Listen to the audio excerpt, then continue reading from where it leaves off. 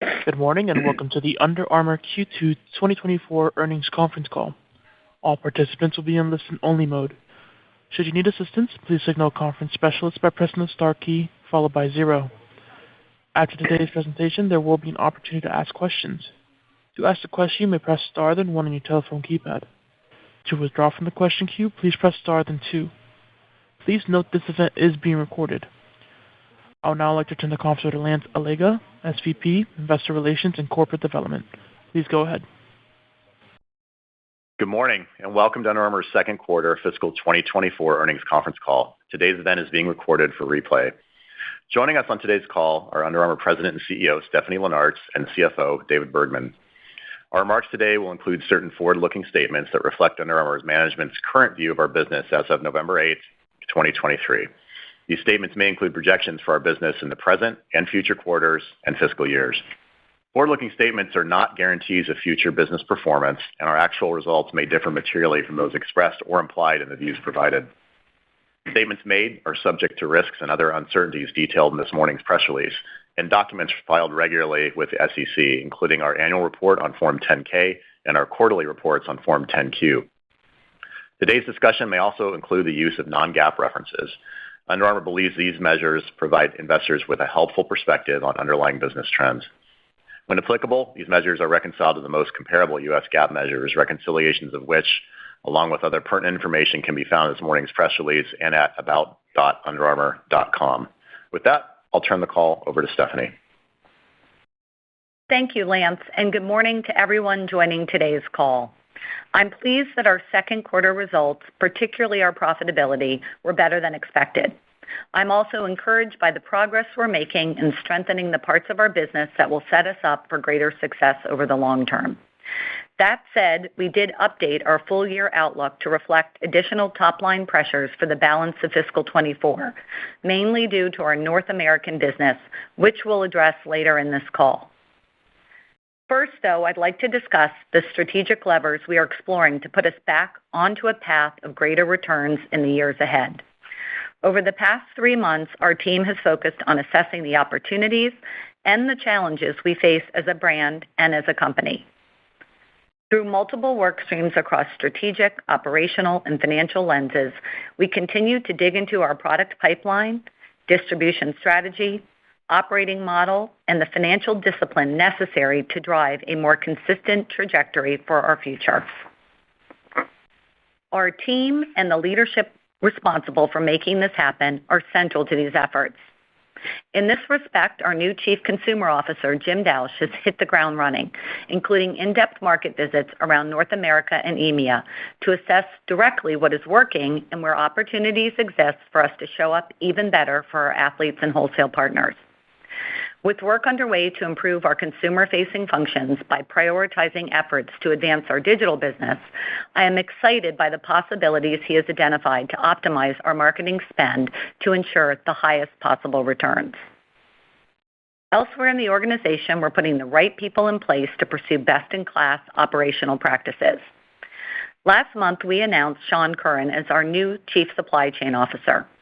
After a 30-plus year career at The Gap, Sean has responsibility for end-to-end planning, product sourcing and manufacturing, vendor management, distribution, and logistics. We are thrilled to add Sean's experience and perspective to UA as we strive to gain a greater edge in our supply chain. Turning to our strategic Protect This House 3, or PTH3 construct, as we mentioned on our last call, fiscal 24 is a year of building for Under Armour. It's a year of assessment, resetting, and simplifying our approach to balance the short-term optimization and profitability of our business with long-term brand building and the ability to deliver more consistent top-line growth. Within this construct, we are confident that driving global brand heat and delivering elevated products and design will combine holistically over the long run to drive sales growth in the U.S. while maintaining momentum in our key international markets. To touch on some progress and highlights during the quarter, I'll start with driving brand heat. As a brand rooted in athletic performance with a North Star of team sports, a well-deserved congratulations go to the Las Vegas Aces and UA athlete Kelsey Plum, who wore the Curry 1 Retro MVP shoes as they cemented their place in WNBA history by winning their second consecutive championship. This year's MLB season also gave us highlights, including Bryce Harper with one of his best-ever postseasons, powered by his signature Harper 8 cleats. And congratulations to our hometown Baltimore Orioles for their best season in decades, including the AL East with UA athletes Gunnar Henderson and Ryan Mountcastle helping lead the charge.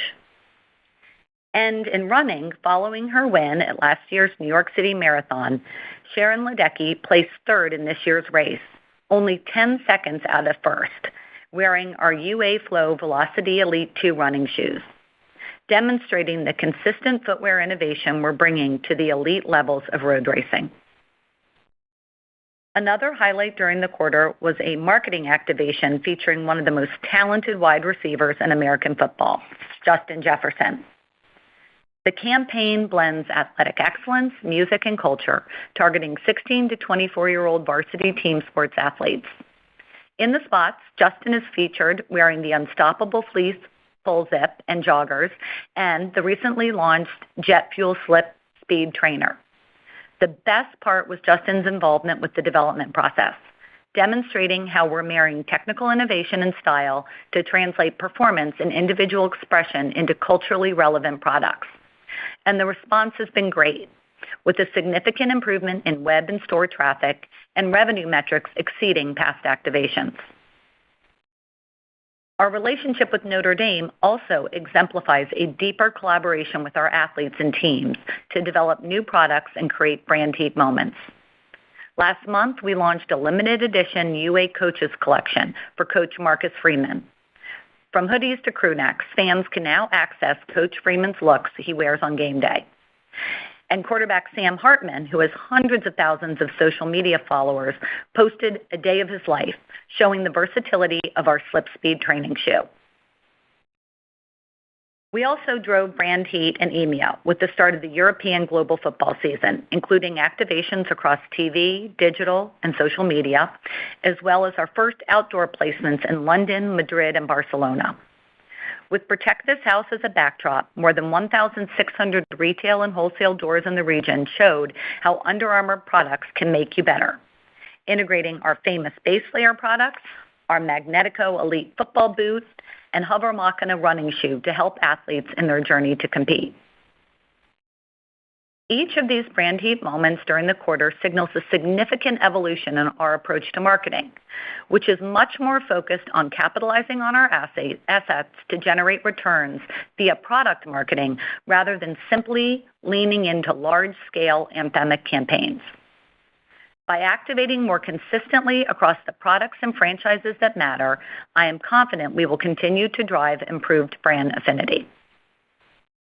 Finally, we are driving a new approach to our digital and social media strategy, yielding improved performance metrics across our channels, with strong double-digit growth in followers, shares, likes, and reach across our Instagram accounts, all leading indicators that our strategies are working. And on TikTok, which continues to be our fastest-growing platform, we've seen significant increases in followers, engagements, and views on the Under Armour channel. Next is our second priority of delivering elevated design and products, emphasizing our footwear, sports style, and women's businesses. Strengthening leadership in this area, we recently announced John Barbados as our Chief Design Officer. He has quickly added leadership maturity, direction, and strength to our design organization, bringing a fresh perspective and helping us elevate our approach to our athletes' lives outside the gym.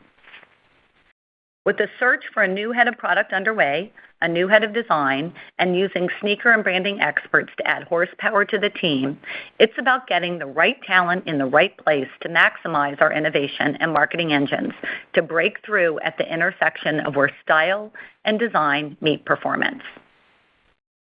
Above all else, our single most significant growth opportunity is footwear. And while we have a solid foundation in performance footwear and aim to grow in sport style, at about $1.5 billion in a hyper-competitive space, we have yet to capitalize on our full potential. We have started the work to evolve our footwear strategy, and I am confident that we are putting together the right core components to scale this area of our business more aggressively. But this is a multi-year journey that will take time. It's also evident that we will need to invest more in footwear to support our long-term growth expectations. Therein lies the challenge, balancing P&L productivity and profitability, which, as we've demonstrated, remains a priority for us to deliver to shareholders in the near term.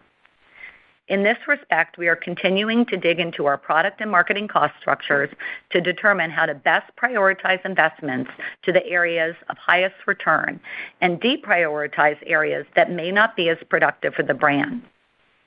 In this respect, we are assessing the productivity of SKUs, styles, categories, sports marketing assets, and distribution channels to determine the most optimal path forward.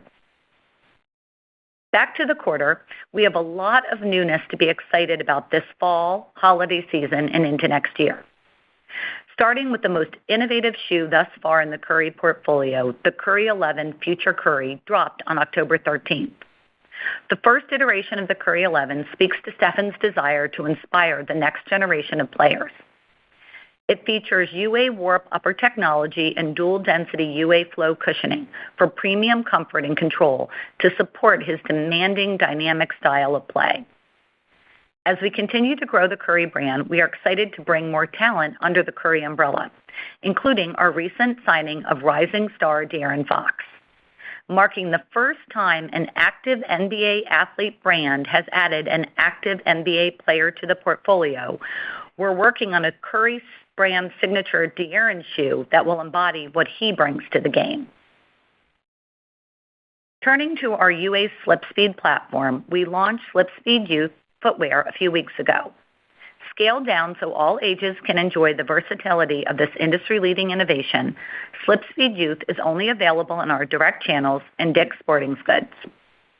Next up for the platform will be a Curry-Bruce Lee collab due out later this month, and then our SlipSpeed running shoe in February, just in time for the start of the 2024 running season. So more drops, more energy, and of course, more versatility to come. Rounding out our product highlights, in our sports style and women's businesses, we launched several better and best offerings for her, including premium products from head to toe that will keep her warm and comfortable, from the locker room and field to out on the town after the big game. Here, it's all about premium executions of fit, fabric, and finish infused with the swagger and style our athletes desire.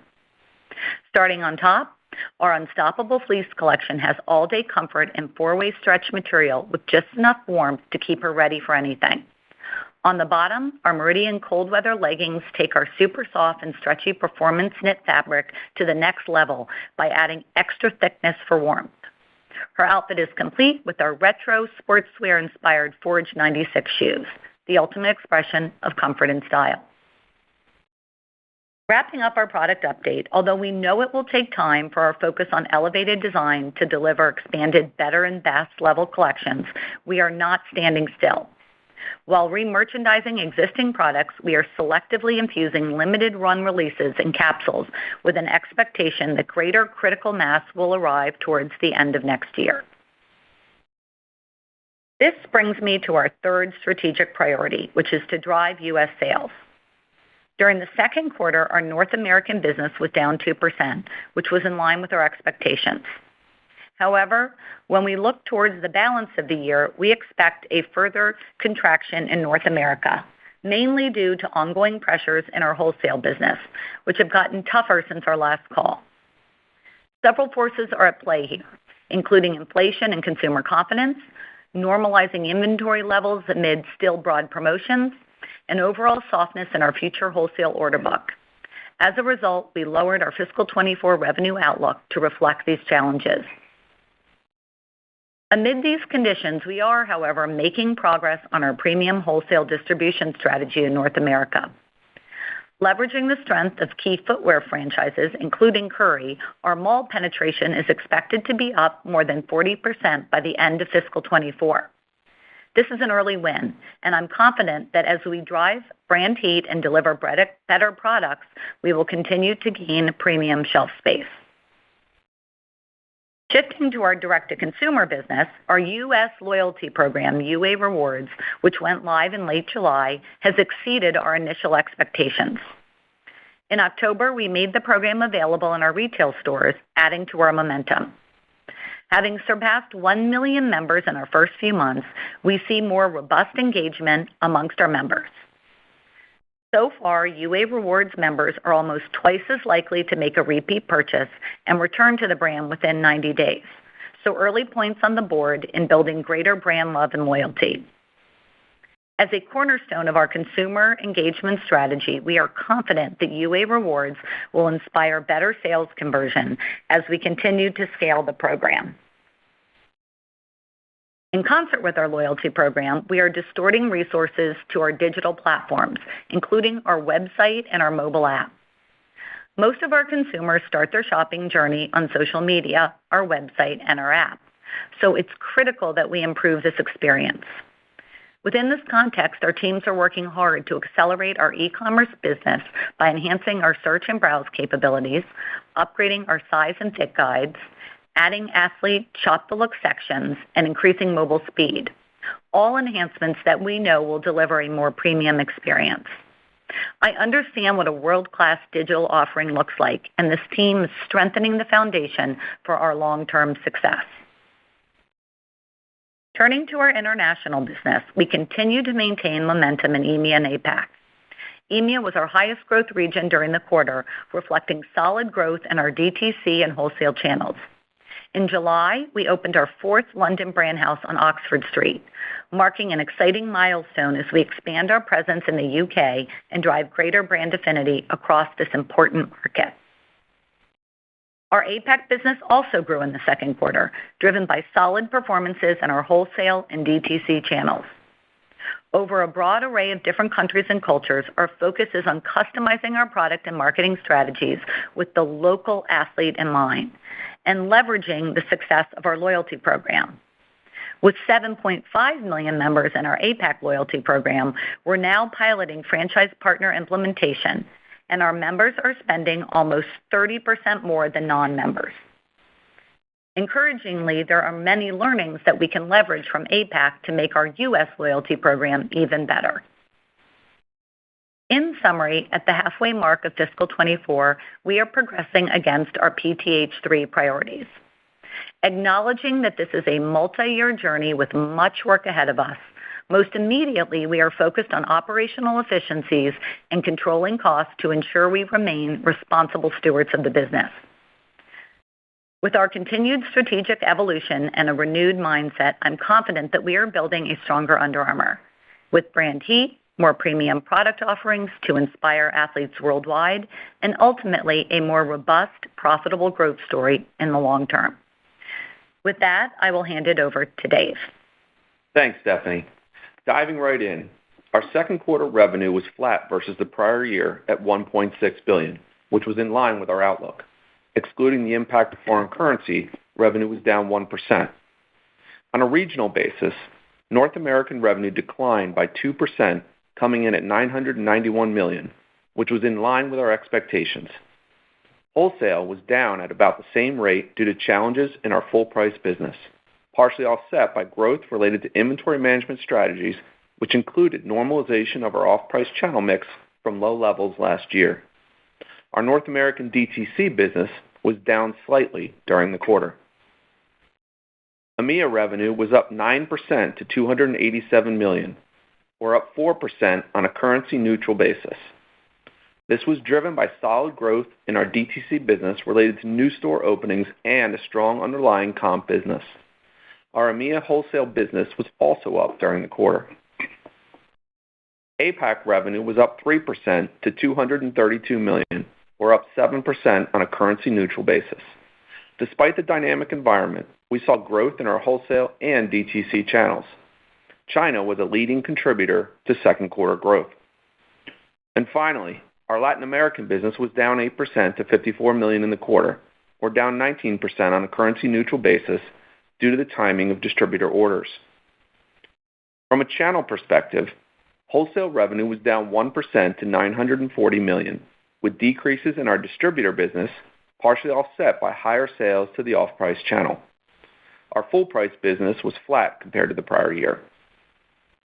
Direct-to-consumer revenue increased by 3% to $596 million due to a 4% increase in our owned and operated store revenue and a 2% increase in our e-commerce business.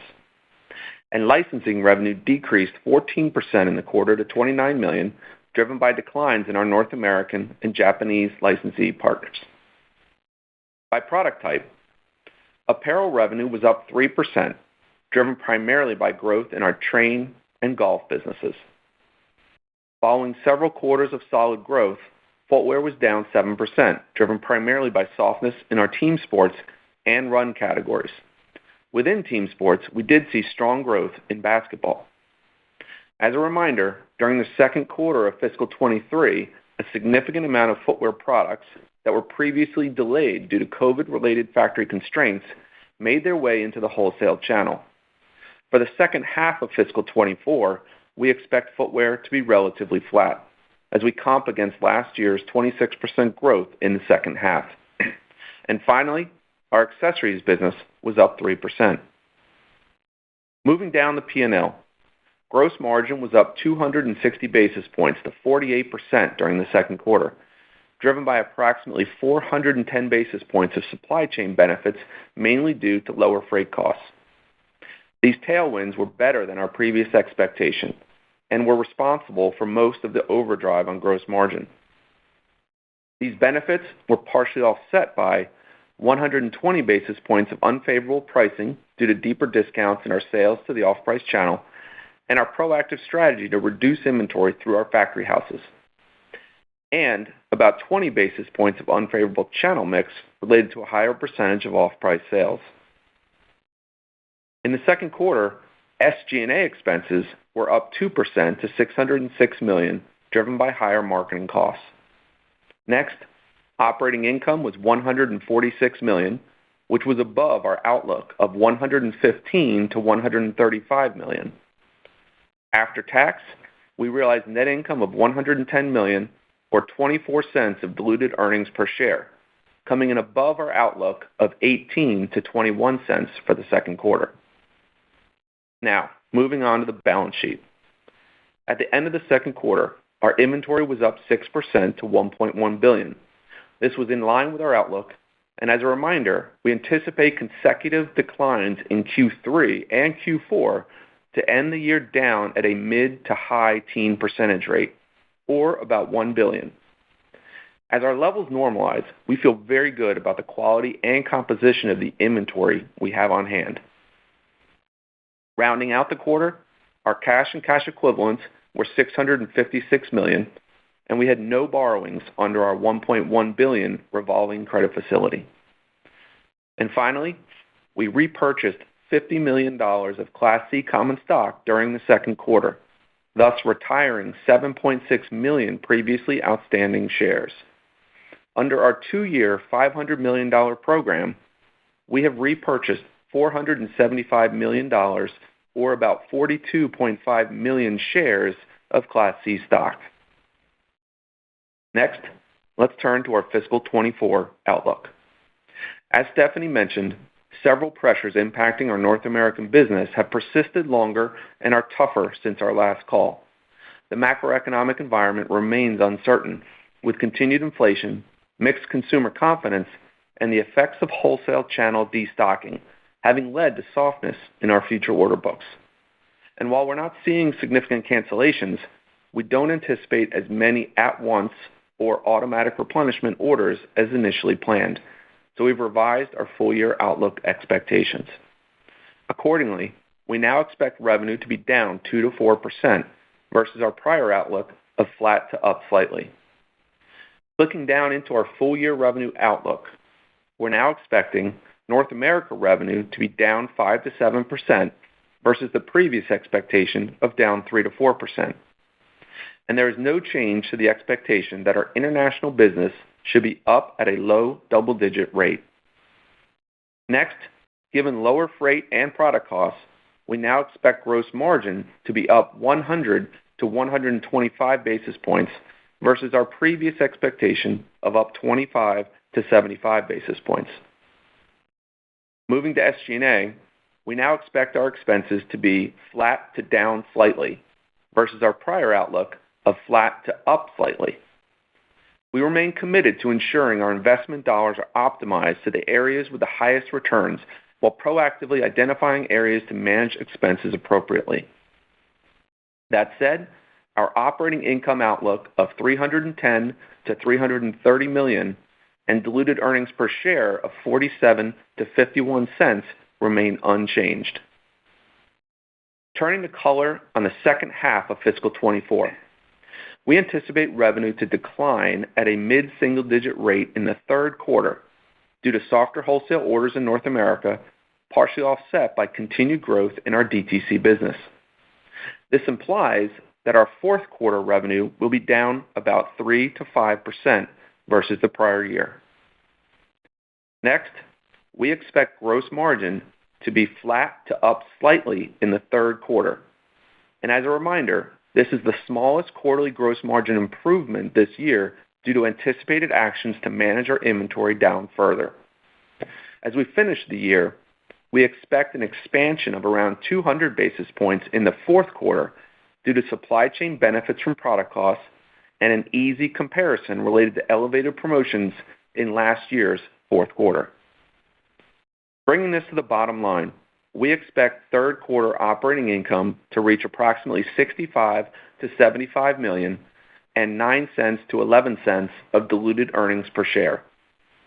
This implies a fourth quarter operating income of about $75 to $85 million and 12 cents to 14 cents of diluted earnings per share. To wrap it up, thanks to the outstanding efforts of our team, we are progressing on our PTH3 priorities and at the same time taking a balanced approach to mitigate near-term pressures. We are relentlessly focused on driving brand heat and delivering elevated design and products while driving operational efficiencies and controlling costs. We are confident this will foster sustainable, profitable growth over the long term. With that, I'll return it to the operator so we can take your questions. Thank you. We will now begin the question and answer session. To ask a question, you may press star then 1 on your telephone keypad. If you're using a speakerphone, please pick up your handset before pressing the keys. To withdraw from the question queue, please press star then 2. At this time, we'll pause momentarily to assemble our roster.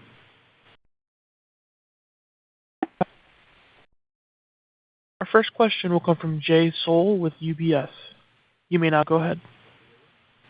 Great. Thank you so much. Two-part question. Stephanie, for you, just as you continue to get deeper into the business, I mean, what have you learned over the last 90 days in terms of where you see some of the biggest opportunities and what gets you most excited about being able to drive sales growth going forward? And then secondly, for Dave, can you just talk about the gross margin in Q2 and then also your guidance for Q3? What were some of the puts and takes in Q2 and some of what those are in Q3 to explain, why you're seeing the gross margin that you're seeing in Q3? Thank you. Good morning, Jay. Thanks for your question. Yeah, I'm excited about a lot of things over this past quarter. I mean, we're having some real early wins coming out of our PTH3 strategy. I'll hit on a couple of them. On the driving global brand heat front, we're doing a lot to think about marketing differently for the company. And I mentioned this in my prepared remarks, but less anthemic top-of-funnel marketing campaigns and really making sure we leverage our terrific assets, whether it's Steph Curry, Justin Jefferson, Sam Hartman, Kelsey Plum, you name it, and doing a lot more product marketing. And we're also seeing a lot of green shoots as it relates to our efforts in social media marketing. So we want to be where that 16 to 24-year-old team sport varsity athlete is located. So we're seeing great progress on likes and shares and engagement. So, and again, on the product marketing front, you're seeing us really be very clear to market SlipSpeed, the Magnetico football boot and EMEA base layer. You think about Meridian, et cetera. So we're doing a lot more product marketing. Speaking of product, another thing I'm very excited about is just couldn't be more thrilled that John Barbados has joined us. He just joined us in September, so he's just getting started, but he is really driving a design-led culture within the company, which is terrific. And, it takes the lead time for our product engine is anywhere from 15 to 18 months, so his fingerprints will really be seen more as we head into the latter part of next year. But he's not standing still. He is having his influence on even the most current collections. But we've got a lot of cool things on the product front, a new Curry Bruce Lee collab, I mentioned that. I talked a little bit about Slip Speed, and we have some amazing product. I mean, I will put our Unstoppable collection and our Meridian collection up against any competitor's product any day of the week. It really are fantastic, better and best level products for us. So I'm excited about that. And then as it relates to driving sales in the U.S., none of us are happy with the fact we're not moving faster here. But I will say I'm thrilled with the loyalty launch. We launched in late July. We have over 1 million members already. And it's not just about signing people up. It's about engaging them. So we're seeing engagement. It's also a terrific part about a loyalty platform. It's more data and information on your consumers, and with their permission, doing more targeted marketing and personalization. So that's off to a great start. And we're starting to see green shoots on more expansion into more premium retail, so a 40% higher mall penetration by the end of fiscal year 24. Again, more to come next year, but early wins on the 3 pillars of Protect This House 3, driving global brand heat, big part of that is marketing, better design, better products, and driving U.S. sales. So we're off to a good start. And Jay, relative to the gross margin comment, for Q2, it was really two main things. The big positive was really the supply chain impacts, mainly around the lower ocean freight rates and costs there, but also less utilization of air freight as we're getting more caught up there versus last year from a supply chain perspective. So freight costs was a really, really big favorability there year over year, and then that was partially offset by some unfavorable pricing relative to selling into the third-party off-price channel. The pricing into that channel started to get a little bit tougher in Q4 of last year, and we've seen that kind of continue this year. And then also, we've been a little bit more promotional relative to our direct-to-consumer business as we move through Q2 as well. So those partially offset the big favorability on the freight costs in Q2. When you flip to Q3, it's a little bit of a different story. We still expect tailwinds relative to the freight costs, but we also continue to see lower pricing on our sales into the off-price channel. And also, we're going to be doing a little bit higher volume in Q3. We're really using Q3 to move through a fair amount of inventory. The other piece of that is that relative to our outlet stores, we've reduced the mix of our MFO or made-for outlet to be able to also help us move more excess. And so that's also a year-over-year gross margin headwind. So there's a couple more kind of offsets going on in Q3 versus Q2, but a lot of it has to do with really just getting ahead and moving forward relative to our inventory position. So we feel good about what we're looking at there. And I think the last thing for Q3 is, as we come into this holiday period, we are being careful relative to a promotional environment and what that's going to look like in the holidays. We want to make sure that we're going to be prepared for that as well. So we feel like we're in a good spot. Got it. Thank you so much. Of course. Our next question will come from Simeon Siegel with BMO Capital Markets. You may now go ahead. Thanks. Hey, everyone. Good morning. Hope you and your family is doing okay in these challenging times. So how are you guys, Stephanie, how are you guys thinking about go-forward footwear performance, just given the kind of excitement you talked about with the innovations and the drop? So how we should think about the progression there and timing. Maybe similar question around domestic store expansion as well. So how we should be thinking about the way you're thinking about store opportunities there. Thank you. Absolutely. And good morning, Simeon. Thanks for your question. I believe the first part was on footwear. Footwear is without a doubt the single most significant long-term growth opportunity for us. And I just spent some time with our footwear team out in Portland, Oregon, and was very encouraged with the innovation that I was seeing, the lean into sports style. There's some great stuff going on with our team out there. John Barbados has spent quite a bit of time out there as well. And we're seeing green shoots and positive results with Curry, with our Forge, which is a kind of a retro shoe that's more sports style. Aberration, I spoke about SlipSpeed quite a bit. SlipSpeed really is a wonderful example of us driving brand heat and getting some innovation momentum. We're selling a non-signature shoe at $150, and it's our most reviewed sneaker on the site with a 93% recommendation rate. As I mentioned, we launched Youth a few weeks ago, a running expression coming out in February of next year. So excited with the traction we're getting in terms of footwear.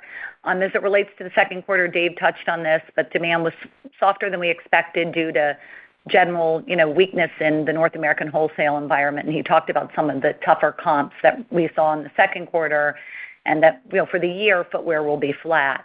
But the broader opportunity is significant. I think it goes back to some of my comments on the product pipeline. It takes 15 to 18 months of lead time to get things out the other end. So we are working very, very hard on our footwear, and it's just going to take some time to get even more traction in this space.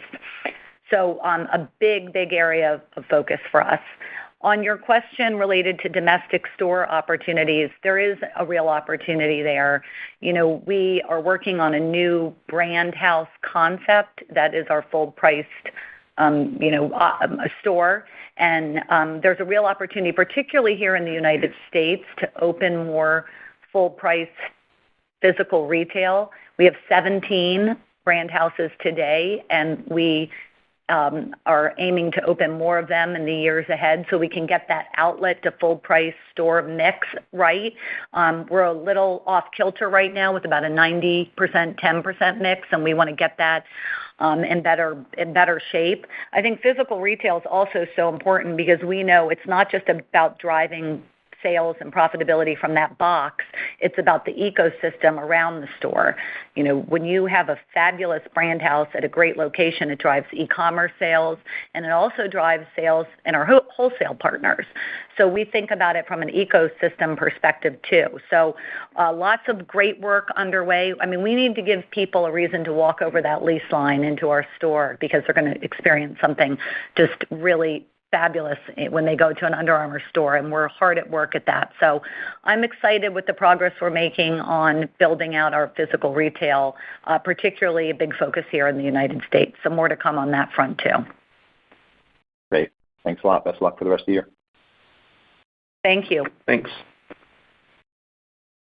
Next question will come from Jim Duffy with Stifel. You may now go ahead.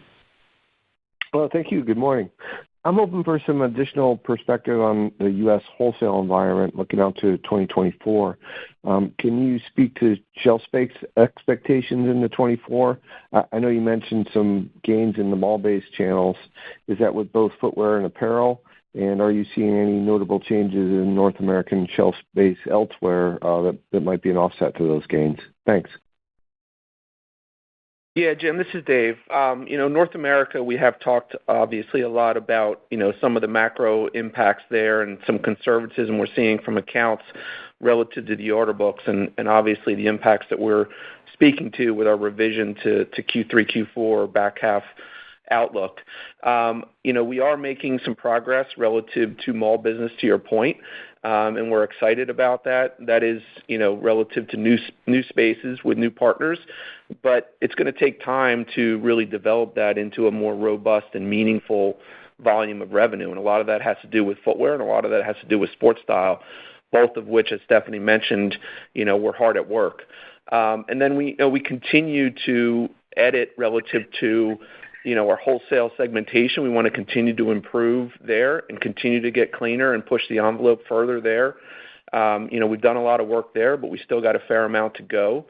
And then also just from a high-low perspective and just overall premium distribution, We want to continue to be able to expand more kind of at the higher end and get into a little bit more specialty, et cetera. So a lot of different things that are in play. We're excited about some of those initial relationships, but again, from a volume perspective, it will take a little bit of time relative to, the product pipeline that Stephanie mentioned.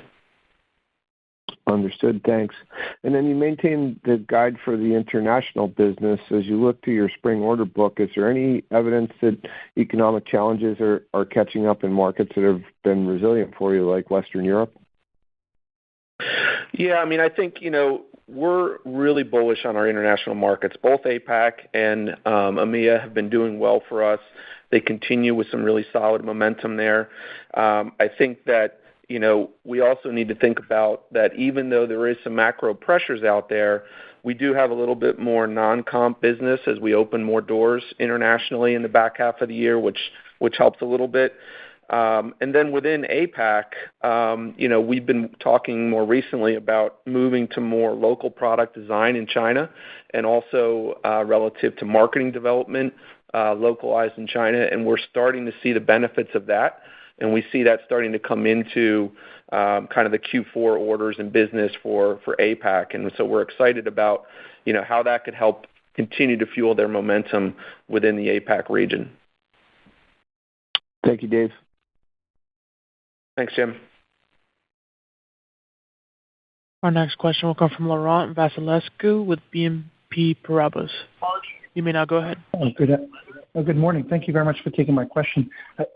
Dave, I wanted to follow up on your point about international growth for the year, growing double digits. If you could maybe potentially unpack that a little bit, across the key markets, EMEA and APAC. Should we expect both regions to grow double digits this year? Just the reason why I'm asking that question is because we did see a slowdown in APAC. I recognize you mentioned that China did well, but maybe you can just give us some guardrails around those two regions. Yeah, both regions are, again, doing very well for us. And, we expect solid growth within each of them. I wouldn't necessarily say that, one is necessarily going to be outgrowing the other in any big way because you also have some offsetting currency impacts. But they're both driving very well. I think that, the opportunities that are there are still great for each of them. We're still fairly small in each of those two regions, especially if you think about, our China business compared to some of our competitors. So, continued opportunity down the road for us, and, we're excited about what those teams have been able to drive for us.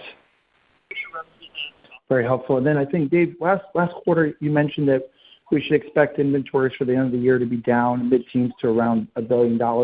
Is that still the case? And then maybe just kind of following up on Jay's question about the gross margin, that 410 basis points of a supply chain benefit. Can you maybe just kind of help us frame how that benefit evolves over the next 2 quarters in BIPS terms? Yeah, we've been really excited about our progress on the inventory management strategies and what we have planned for the rest of the year. Some of that relates to, if you remember, we talked last year about doing a fair amount of pack and hold last year. So we packed away kind of seasonless product with future demand instead of discounting those products last year when we would just need to buy them again this year. And so we're now kind of selling that pack and hold product in the back half of this year, which is one of the factors in our year-over-year inventory improvement. But then also, we were pretty proactive with factory buy reductions when we saw some softness in the demand. So that's helped us this year with managing inventory as well. And then we've also been leveraging our outlet stores more than in the past, so doing more movement of our excess product through our outlets in a brand-controlled way, and less MFO through our outlets. So all those things are kind of coming together to be able to drive our inventory into a really good spot. So, we're expecting inventory to be down year over year as we hit 12/31, and then, mid to high teens down as we get through the end of Q4. When we look at gross margin, a couple different things that are coming into play. So, yeah, in Q2, huge benefit there on the supply chain side, mainly with the freight costs. When we think about Q3, still seeing a pretty big benefit relative to the freight costs. But then, obviously I mentioned we're going to be pushing through a lot more inventory, and so there's some offsets there relative to pricing and mix of third-party liquidation. And then as you step into Q4, the supply chain benefits will start to change a little bit in that the benefit of the year-over-year freight costs will start to become a little bit less of a factor as we start comping some of that improvement in Q4 of last year. But the other piece that starts coming into play that benefits Q4 is we've actually been working through a lot of better negotiations with our factory partners on product costs. So our sourcing team has done a phenomenal job working through that, and we're going to start to see those product costing benefits come through starting in Q4 of this year. So that kind of helps to be a tailwind as well in Q4 and gives us a little bit of an extra gross margin benefit there. And then the pricing impact actually starts to be slightly favorable for us in Q4. And what I mean by that is the third-party liquidation channel, the pricing got pretty tough in Q4 of last year. So now we're comping that in Q4 of this year. So it's not the headwind that it is in Q3 and prior. So that's really helping us out. And then also in Q4 of last year, we went pretty aggressive and deep from a discounting perspective within DTC. And we don't foresee having to go that deep in Q4 of this year, as we believe that the market and inventory levels out there will start to normalize as we step into the next calendar year a little bit. So a couple different things going on there, but that's why gross margin in Q3, slight improvement versus Q4, a larger improvement for us.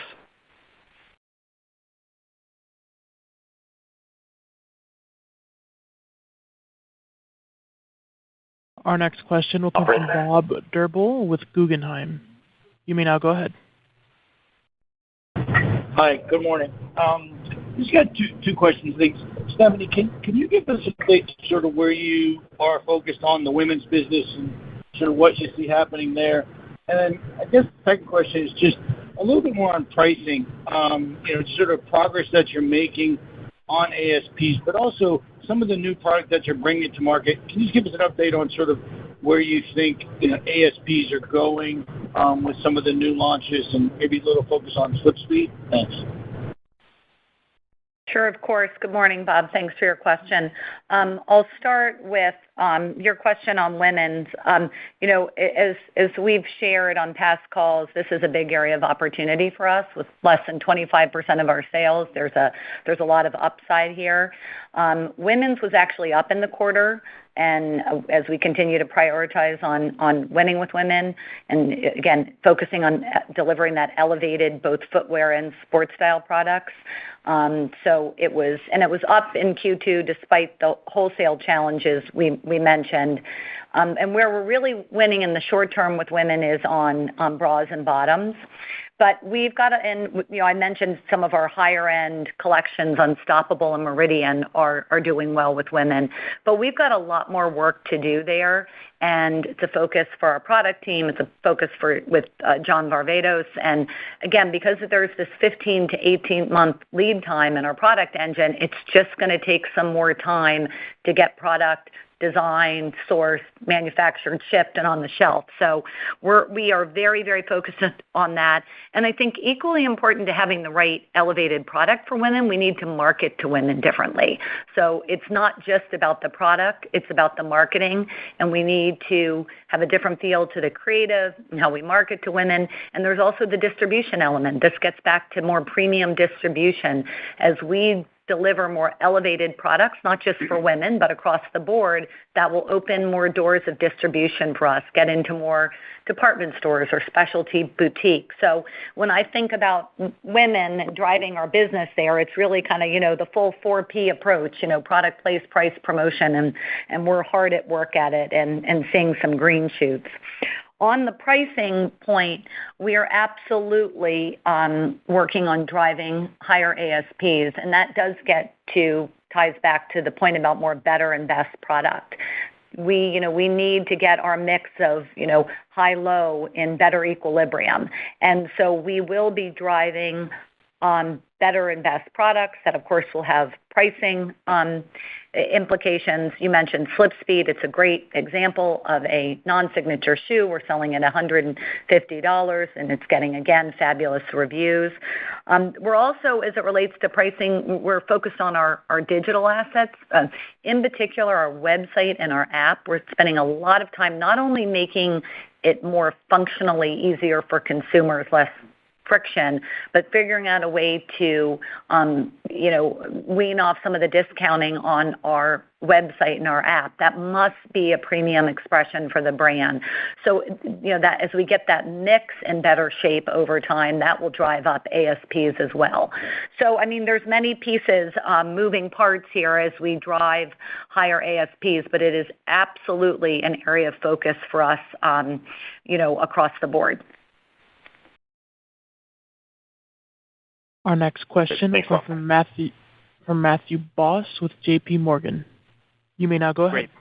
Great, thanks. So, Stephanie, you mentioned striking a balance between returning the brand to growth multi-year relative to the investments that may be needed. So maybe how best to think higher level about this interplay, maybe as we think about next year or 2025, and just the timeline that you see as reasonable to return North America to revenue growth. Thank you for the question, Matt. And that is this balancing act is exactly what we're managing through, and it's about figuring out how we are going to grow the company. And again, I'm excited about some of our early wins, and at the same exact time, looking for opportunities to expand margin. So not just cost efficiencies, but also operational efficiencies. How can we drive a stronger P&L? We do recognize that this year's is the perfect example where we're strained on top line growth. So we are identifying additional areas of cost of goods sold improvement. Dave talked about some of that work that's going to hit more in the fourth quarter as it relates to the work we're doing with our vendors. We're diving deep into SKU rationalization, improved segmentation opportunities, back to the point of driving ASP expansion. But we are at the very same time trying to figure out how to prioritize our investment. We got to figure out how we can invest and, around demand creation efforts to get back to that growth, and at the same time, look at areas where we will deprioritize, where we're not seeing the return, and manage our costs. So it is this balancing act between finding cost and operational efficiencies to drive the bottom line, but also to find opportunities to reinvest in the business for the future. I talked about footwear. That's an opportunity of growth, but also it's going to take investment. We're not going to be able to grow footwear if we don't also invest in that. And I'll give you another example of future growth for us, the Curry business. I have never been more excited about that business. I've personally had several one-on-one meetings with Steph Curry, and he has never been more excited and engaged about what we can do with this business, not only on footwear, of course, that's going to be basketball at the center of the Curry brand, but also with apparel. We've got some really fantastic new sports style apparel coming out under the Curry brand. Golf, I mentioned De'Aaron Fox and his signature shoe under the Curry brand. So, but again, this is going to take investment. So we're getting that balancing act. I think we're getting it right, and we're working on it every single day. We're not ready to call fiscal year 25 and beyond yet, but I think we're putting all the puzzle pieces in place and all the building blocks in place to return to growth in the long term. That's great color. And then, Dave, just how would you characterize health of the broader sportswear channel today? Maybe what are you seeing from promotional activity in the space relative to your expectations? And maybe just high level, could you just elaborate on the change in the wholesale backdrop relative to 3 months ago? Sure. I think, from what we're seeing, I think the industry seems pretty poised to kind of enter the holidays with a leaner inventory than last year, which is good. Yet, this doesn't really guarantee that promotions will be lower because demand has also become a little softer relative to the macro. So, from a timing perspective, our outlook assumes, normalization by kind of that spring time frame of of 24. But, it's mixed. It's a little bumpy out there still, and we're still seeing some wholesale partner conservatism in their buying patterns. So it's something that we're monitoring, every day. And we're continuing to work on our relationships, work on our product, and work on our marketing to be able to capitalize, when things are a little less soft there. And then, relative to what was the second question that you had, Matt? Just the overall promotional activity in the space, what you're seeing out there. Yeah, as I said, it is fairly promotional still. It was turning pretty promotional in Q3 and Q4 of last year, and we're seeing that continue this year, and we're planning for that. And that is fairly broad. I mean, obviously, North America, I think we're seeing the most, but some of the other regions as well. And again, we don't, foresee that to be changing a lot until we get kind of further into our Q4 and further towards kind of spring of next calendar year. Great color. Best of luck. Thanks, Matt. Thanks, Matt. Our next question will come from Paul Lejuez with Citi. You may now go ahead. Hey, thanks, guys. On the weaker wholesale channel, curious if that was equally disappointing or has been equally disappointing in both the apparel and footwear side, and maybe if you could talk to sports style reception specifically. Then also, Steph, you mentioned deprioritizing certain things. Curious what you might have in mind to help pay for some of what you want to prioritize. Thanks.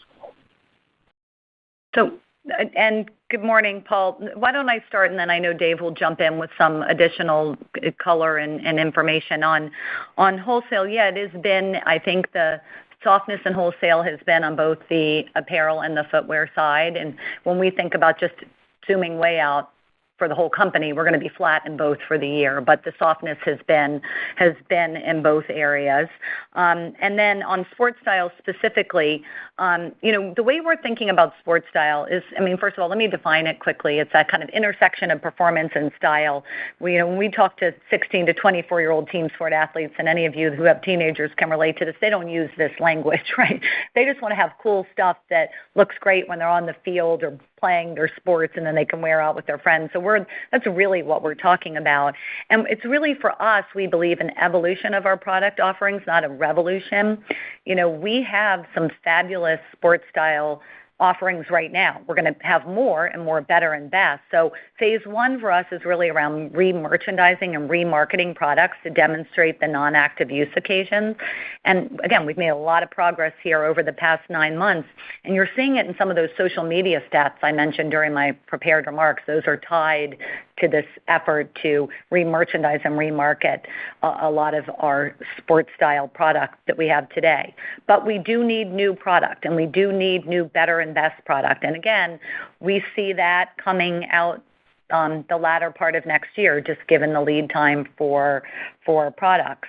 As it relates to where we're going to find savings or de-invest for the future, we're looking at everything, right? We are looking at our whether it's sports marketing, whether it's cost across the P&L. Dave can jump in there more, but that's the work we're knee deep in now, is assessing where we're driving profitability, where we're driving growth, and where we're not being as successful, and where we could pull back and pour more gas on things that are growing. And pour more gas on things that are growing, I would say sports style, footwear, Curry, women would be great examples. Dave, do you want to add a little bit? Yeah, I would just say that, over the past few years, we've worked really hard to become more agile from a cost structure perspective. We certainly have more work to do there, and we understand, and continuing to dig into the areas of highest returns and kind of validate where our best investments are. But we've been pressuring down our costs appropriately, whether it be in our hiring or tightening up our marketing prioritization and spending, reducing T&E, other areas of our costs. But to Stephanie's point, while doing that, we are trying to make sure, and we are investing in design talent, investing in e-com relative to loyalty and site speed, investing from a end-to-end planning perspective, retail POS perspective, PLM system, et cetera. So a lot of those enablers to growth and to also help fuel the brand are what we're freeing up dollars and putting money into. So it is kind of a continued balancing act there. Thanks, guys. Good luck. Thank you. Thank you. Thank you. Our next question will come from Alex Stratton with Morgan Stanley. You may now go ahead. Great. So maybe it's just two from me. Thanks for taking the question. So maybe for Dave, it feels tough kind of to get to your revised full-year top-line guidance. And by that, I mean it feels pretty conservative as a starting point. So maybe can you talk about the range of outcomes you've embedded in that guide and perhaps the key areas of upside and downside? And then just a second question for Stephanie. How do you balance the heightened kind of current off-price presence with your goals of expanding your premium distribution over time? Thanks a lot. Yeah, I mean, I think, when we look at our back half, we revised our guidance full year, obviously, to down 2 to 4%.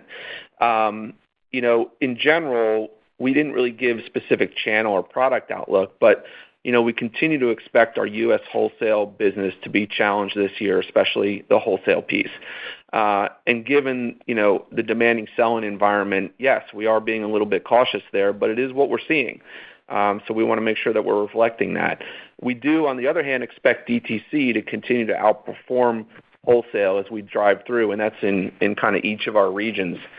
And when you break it down and kind of look at it by quarter, the quarters aren't drastically different. We're seeing, the fact that the order softness in wholesale, some of that did come out of Q3 and Q4. Some of that is our at-once business assumptions, because we did see some of the bookings come down, and normally the at-once is going to kind of follow that as well. And then even with some of our auto replenishment. So we think that we're being prudent in reacting and driving through relative to what we see. As far as, puts and takes of what we could see, it's hard to say. I mean, we've taken in a lot. It is a little bit bumpy. We feel like we've called the ball here with our updated outlook. Could there be some areas that overdrive? Possibly. But there could be some continued pressures as well. So we're trying to kind of call it in the middle here. Good morning, Alex. Thanks for your question. As it relates to balancing kind of off-price shelf space and more premium distribution, just a couple things. Well, I think important to note that we've held our off-price to 3 to 4% of global revenue since fiscal year 20, so we have been consistent there and being very, very diligent.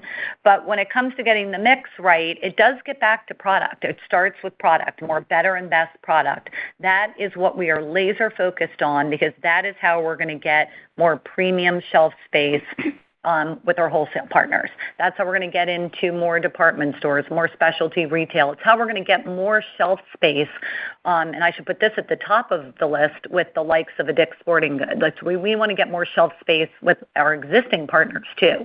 And our wholesale partners are a very, very important and critical part of our distribution strategy, but it starts with really that better and best product focus for the company.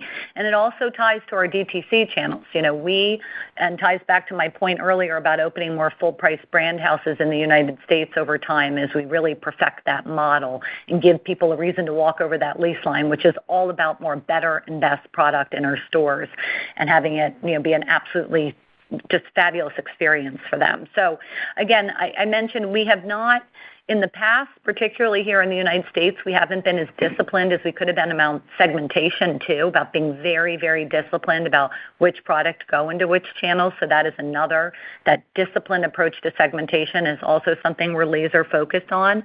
But we need to get that equilibrium in a better place between off-price and premium. And I think everything that we're doing around the Protect This House 3 strategy is driving us towards that outcome. Thanks a lot. Good luck. Thank you. Thank you. Our final question will come from Jonathan Komp with Baird. You may now go ahead. Yeah, hi, thank you. Just two questions from me. First, is there any sort of anecdotal insight you can share from your wholesale partners as you try to shift some of the attention towards more non-active and more premium product? Are you getting any response today? I don't know if it's too early, or is that something you need to prove first in D2C? And then just broader question, the focus on both returning to growth and driving higher profitability. Is that thinking shifted at all as you now are optimizing some costs to react to slower revenue growth in the short term? Or, do you still think that dual focus is appropriate going forward? Well, good morning, Jonathan. Let me start with your first question around our reaction from our wholesale partners. I think it's been great. I mean, they see that's where the consumer is going, and they want to see more from Under Armour in this regard. I mentioned, just as an early green shoot, that we've seen a 40% increase in the mall as a result of our product, and particularly, that's a big part of that's footwear and curry, as an example. So we are seeing a lot of receptivity from our wholesale partners, and I think the more we continue to deliver great product that resonate with consumers, then we're going to continue to see more and more receptivity there, and that's what we're hard at work at. To your question about the balance between returning to growth and profitability, per my earlier remarks, absolutely, we're still laser focused on getting that balance right. We must grow. At the same time, we must expand margins and through cost efficiencies and operational efficiencies. We are very aware, though, that in the short term, there is pressure on the top line. So that's back to my point about really digging in on SKU rationalization, cost of goods sold improvement, et cetera. Just really, really doubling down on making sure that we've got our P&L in a good shape, our cost in a good place. But we will, like all great companies, we will always be focused on driving both top line and margin expansion and profitability, and we believe that's the right long-term strategy for the company. Thank you very much. Thank you, Jonathan. Thank you, Jonathan. With that, we'll conclude Under Armour's second quarter fiscal 24 earnings conference call. Thanks for attending and have a good day. You may now disconnect. Thank you. Thank you.